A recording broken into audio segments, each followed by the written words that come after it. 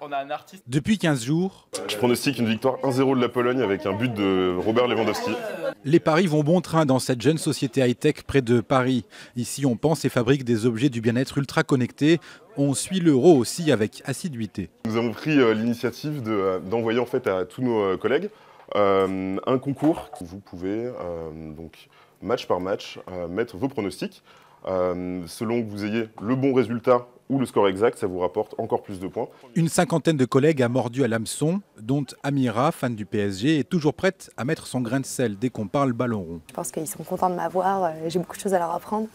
Et surtout, on est ultra nombreux et comme ça, on s'amuse un peu, on se charrie un peu sur les résultats. Pas d'argent en revanche dans ce concours du meilleur pronostiqueur. Le gagnant remporte un smoothie fait par les soins de Bass, le recruteur.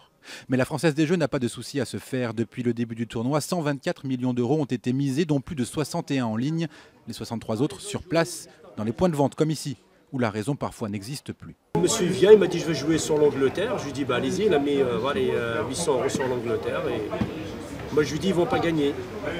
Après il a mis le gagnant, il a tout perdu. Et ça arrive beaucoup? Bah souvent, ouais. Un petit match nul, la cote à la 3, elle est pas mal. Hein. Ouais, mais je vois quand même l'Espagne gagner. Bon. L'Espagne titille les parieurs, mais ce sont surtout les matchs des Bleus qui déchaînent le plus les passions.